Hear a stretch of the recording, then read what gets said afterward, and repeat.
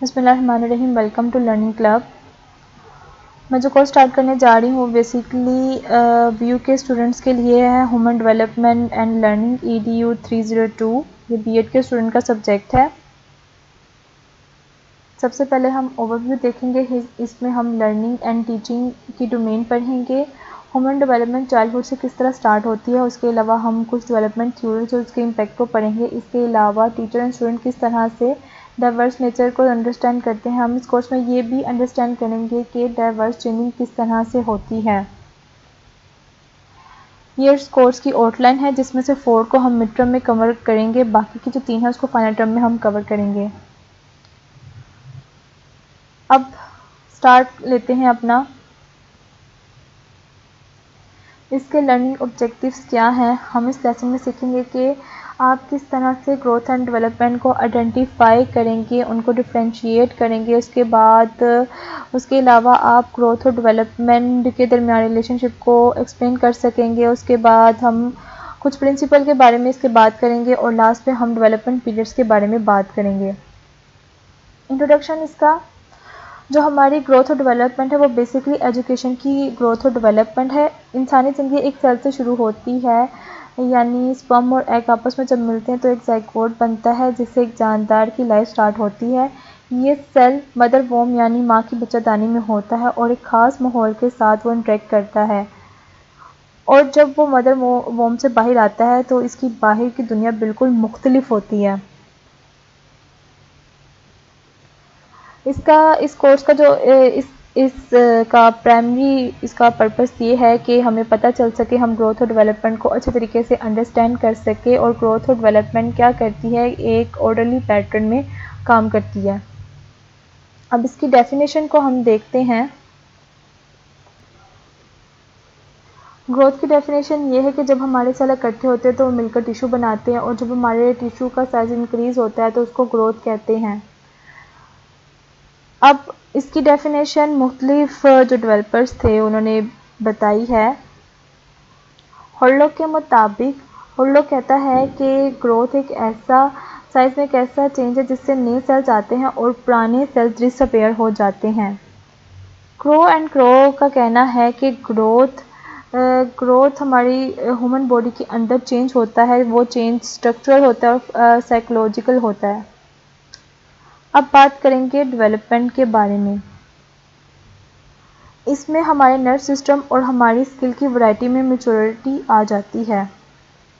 हॉलोक के मुताबिक development orderly pattern के अंदर हमारे पास चेंजेस की सीरीज होती है, जिसके ज़रिए से हमारे एक्सपीरियंस में मैच्योरेशन आती है।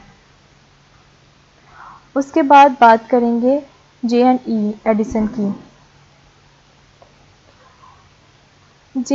J.E. एडिसन के मुताबिक हमारे इन्वायरमेंटल सिचुएशन की वजह से हमारे बिहेवियर में चेंजिंग आती है, जिसे हम डेवलपमेंट कहते हैं।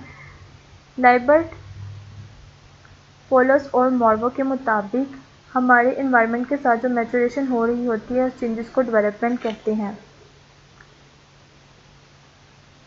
अब बात करेंगे, इसमें डिफरेंस के बारे में बात करेंगे। ग्रोथ क्या होती है? ग्रोथ प्योरली फिजिकल सेंस होती है, मतलब ग्रोथ हमारे साइज़ में हमारी लेंथ में चेंज का नाम होता है। ये क्वांटिटेटिव एक्सपेक्ट रखती है, मतलब ये कॉन्टीन्यूस नहीं रहती। जैसे ही हमें मैच्योरेशन आती है इसका अमल रुक जाता है।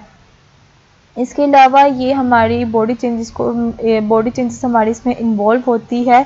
इसकी मेजरमेंट करना बहुत आसान होता है। ये सेलुलर पर डिपेंड करता है। और इसके बाद हम बात करेंगे डेवलपमेंट के बारे में। डेवलपमेंट क्या होती है? डेवलपमेंट हमारे जैसे जैसे मेच्योर हम होते जाते हैं तो हमारी डेवलपमेंट होती रहती है। ये क्वालिटेटिव होती है। इसको मतलब ये कि ये स्टॉप नहीं होती, ये कॉन्टीन्यूसली रहती है। और इसको कॉन्टीन्यूसली रहती है और इसको मेजर करना बहुत ही मुश्किल होता है। मिसाल के तौर पे मैं आपको बताती हूँ कि जैसे एक प्लांट है, प्लांट की ग्रोथ स्टेप बाय स्टेप होती रहती है, लेकिन किसी पॉइंट पे आके उसकी ग्रोथ रुक जाती है। उसकी ग्रोथ स्टॉप हो जाती है, लेकिन उसमें डेवलपमेंट होती रहती है, उस पर फूल फल वैसे ही लगते रहते हैं। अब बात करते हैं relationship of growth and development कि इन दोनों के दरमियान में क्या रिलेशनशिप है। जैसे मैंने आपको पहले बता दिया है कि ग्रोथ जो है वो हमारी फिज़िकली चेंजेस पे डिपेंड करती है, हमारी साइज़ पे, हाइट पे, लेंथ पे करती है, जबकि जो डेवलपमेंट है वो हमारा जैसे जैसे हम मैच्योर होते हैं वैसे वैसे हमारी डेवलपमेंट होती रहती है। ग्रोथ डेवलपमेंट का पार्ट है, लेकिन जो डेवलपमेंट है वो ग्रोथ का पार्ट नहीं हो सकता। मिसाल के तौर पर ग्रोथ रुक तो सकती है, रुक जाए, लेकिन डेवलपमेंट है वो चलती रहती है, वो स्टॉप नहीं होती, और इसी तरह से डेवलपमेंट ग्रोथ का पार्ट नहीं हो सकती। इसके अलावा जो ग्रोथ है वो हमारी स्टॉप हो जाती है, जबकि डेवलपमेंट है हमारे चाइल्डहुड से लेकर, मतलब जब बच्चा पैदा होता है तब से लेकर मरने तक डेवलपमेंट होती रहती है। अब बात करेंगे प्रिंसिपल्स के बारे में। जैसे कि मैंने पहले बात की है, डेवलपमेंट कॉन्टीन्यूसली प्रोसेस होता है। इसमें क्या होता है कि हमारी डेवलपमेंट किसी भी पॉइंट पर नहीं रुकती, डेवलपमेंट होती रहती है। ग्रोथ किसी ना किसी वजह से रुक जाती है, कोई इन्वायरमेंटल फैक्टर हो सकता है जिसकी वजह से रुक जाए, या फिर कोई एबनॉर्मल सिचुएशन हो सकती है, कंडीशन हो सकती है, या फिर किसी इलनेस की वजह से ग्रोथ किसी ना किसी पॉइंट पे आके इफेक्ट करती है, ग्रोथ रुक जाती है। जबकि डेवलपमेंट वक्त के साथ साथ होती रहती है, डेवलपमेंट स्टॉप नहीं होती। Development follows a pattern, development एक पैटर्न को फॉलो करती है। मिसाल के तौर पर जब बच्चे छोटे होते हैं तो सबसे पहले वो क्या करते हैं, आहिस्ता आहिस्ता क्रॉल करना स्टार्ट करते हैं। क्रॉल करने के बाद वो अपने स्टेप, छोटे छोटे स्टेप लेना शुरू करते हैं, और फिर उसके बाद चलना और फिर भागना शुरू करते हैं। मतलब एक सीक्वेंस के साथ ही एक पैटर्न को फॉलो करता है। अब ये क्या करता है, आम से ख़ास की तरफ जाता है। डेवलपमेंट आम से ख़ास की तरफ मूव ऑन होती है। जैसे कि बचपन में हमारे इमोशंस जो होते हैं वो बिल्कुल सेपरेट होते हैं। हम बचपन में बच्चों में इतनी एक्साइटमेंट किसी चीज़ के बारे में नहीं होती, ना उनको अच्छे बुरे का पता होता है, ना उनको किसी चीज़ का खौफ होता है, ना वो एंग्री फील करते हैं। लेकिन जैसे जैसे डेवलपमेंट होती जाती है, मैच्योरेशन आती जाती है, वैसे वैसे हमारे इमोशंस बदलते रहते हैं, चेंज होते रहते हैं। इस तरह से development is a interaction of is a product, ये एक प्रोडक्ट है, ये इंटरेक्शन है हेरिडिटी के और इन्वायरमेंट के दरमियान में। अब बात करेंगे, ये इसके बारे में मैंने आपको बता दिया है कि जैसे जैसे मैच्योरेशन जो होती है वो बर्थ से लेकर लाइफ टाइम तक रहती है। जब तक एक इंसान ज़िंदा है तब तक मैच्योरेशन होती रहती है, उसके अंदर डेवलपमेंट होती रहती है, और इसके लिए हमें ना तो किसी चीज़ से ट्रेनिंग की ज़रूरत होती है, ना ही कुछ और, बल्कि वक्त के साथ साथ डेवलपमेंट होती चली जाती है।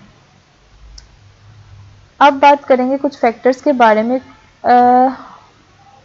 जो फैक्टर्स इस पर असर रखते हैं वो है इन्वायरमेंटल फैक्टर, लाइक हमारी सैलरी होगी, हमारी इनकम, एजुकेशन, उसके अलावा न्यूट्रिशन, हाउसिंग, हमारा रहन सहन, हमारी क्लॉथिंग, ये सब कुछ इफ़ेक्ट करते हैं डेवलपमेंट के ऊपर। इसके अलावा बायोलॉजिकल फैक्टर्स होते हैं, मेल्स और फीमेल्स, फिर हेल्थ इशू कुछ होते हैं, उसके अलावा मेंटल इशू भी होते हैं, न्यूट्रिशन होती है, फिज़िकल एक्टिविटी होती है।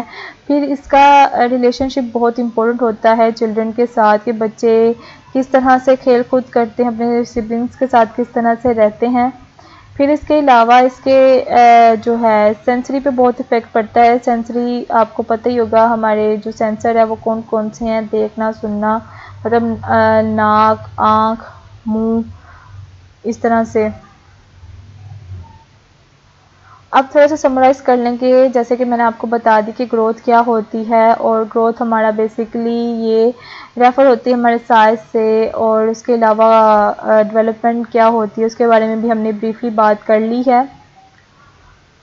इसके अलावा दो फेसेस होते हैं डेवलपमेंट के, जो कि ये एमसीक्यूज़ के लिहाज से बहुत ज़्यादा ज़रूरी है, सबको आप रीड आउट कर लेना। एक तो होते हैं फेस होता है कि बर्थ से पहले होता है, और एक आफ्टर बर्थ होता है। बर्थ से पहले की बात तो हम नहीं करेंगे, लेकिन बर्थ के बाद 4 स्टेजेस होती हैं, जो कि इन्फेंसी होती है, चाइल्डहुड होती है, मतलब इन्फेंसी का पीरियड 5 ईयर्स होता है। इसी तरह से बाकी भी पीरियड्स आप रीड आउट कर लेना, ये एमसीक्यूज़ के लिए बहुत ही इंपॉर्टेंट है।